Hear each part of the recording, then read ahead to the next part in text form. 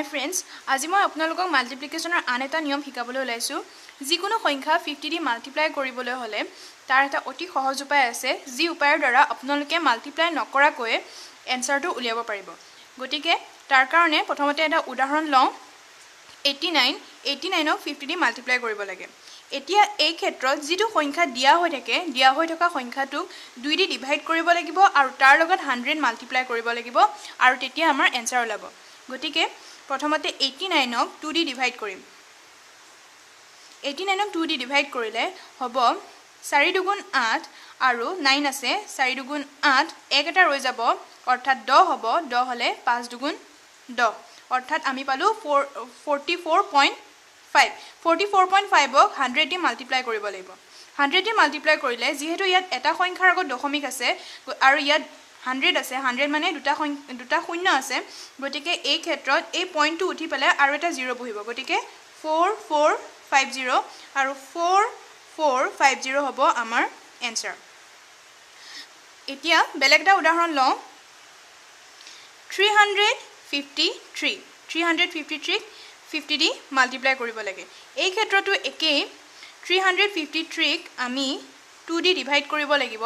যদি আপোনালোকে এনেদৰে ডিভাইড কৰিবলৈ টান পায় তেতিয়াহলে আপোনালোকে এনেদৰে কৰিব 353 ডিভাইডেড বাই 2 2 গুণ 2 হ'ব 1 15 হ'ব 15 হলে 7 দুগুণ 14 1 হ'ব 13 6 দুগুণ 12 13 পৰা 12 গলে 1 দশমিক এটা দিব 10 হ'ব 10 হলে 5 দুগুণ 10 অৰ্থাৎ আমি পালো 176.5। এই ক্ষেত্ৰত আকৌ 100 দি মাল্টিপ্লাই কৰিব। 100 দি মাল্টিপ্লাই কৰিলে তেতিয়া এই পইণ্টটো উঠি যাব আৰু পিছৰ ফালে আৰু এটা 0 হ'ব অৰ্থাৎ 17650।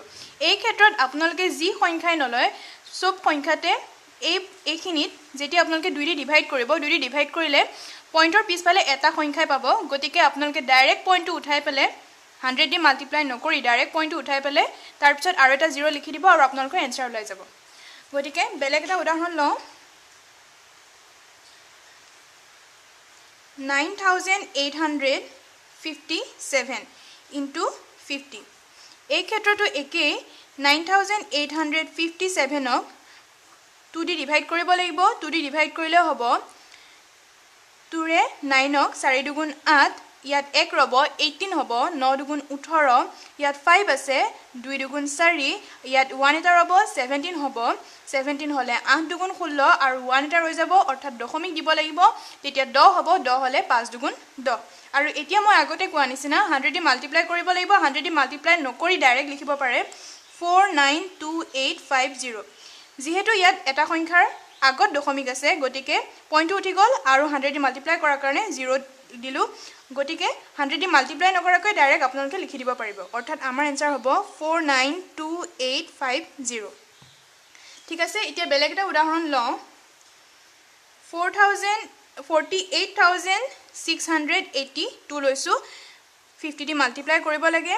ইয়াতো একেই 48,682ক 2 দি ডিভাইড কৰিব লাগিব। ডিভাইড কৰিলে 2 দুগুণ 4 4 দুগুণ 8 3 দুগুণ 6 4 দুগুণ 8 2 গুণ 2।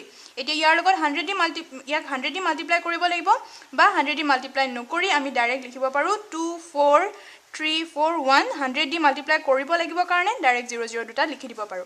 এটো আপোনালোকে ইয়াত নাপাতি ডাইৰেক্ট মনৰ মাজতে কৰিব পাৰিব আৰু 00 দুটা পাতি দিব আৰু যদি দশমিক থাকিলে এটা 0 হ'ব আৰু পইণ্টটো উঠি যাব গতিকে এটো হ'ব আমাৰ এনসাৰ অৰ্থাৎ 2434100 হ'ব আমাৰ এনসাৰ। এনেদৰে আপোনালোকে উলিয়াব পাৰে। গতিকে কি কৰিব লাগিব প্ৰথমতে যোনটো সংখ্যা দিয়া হৈ থাকে সেই সংখ্যাটোক 2 দি ডিভাইড কৰিব লাগিব আৰু ডিভাইড কৰিলে হয় এটা সংখ্যাৰ আগত পইণ্টত ওলাই যাব বা পইণ্টত নোলাই সম্পূৰ্ণ পইণ্ট নোলাই পেলে ডাইৰেক্ট এনেকৈ ওলাব পাৰে। যদি তেনেকৈ ওলাই তেতিয়া হলে আপোনালোকে ডাইৰেক্ট ইয়াৰ পিছত দুটা 0 বহাই দিব আৰু আপোনালোকৰ এনসাৰ ওলাব আৰু যদি পইণ্টত ওলালে পইণ্টটো উঠাই পেলাই পিছত এটা 0 দিব আৰু আপোনালোকৰ সেইটোৱে এনসাৰ হ'ব। এনেদৰে আপোনালোকে কৰিব পাৰে।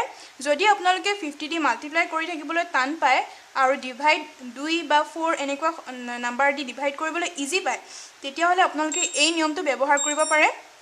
গতিকে যদি আপোনালোকে ট্ৰাই কৰক আৰু যদি আপোনালোকে মোৰ ভিডিওটো ভাল পাইছে তেতিয়া হলে লাইক কৰক, সাবস্ক্ৰাইব কৰক। Thank U.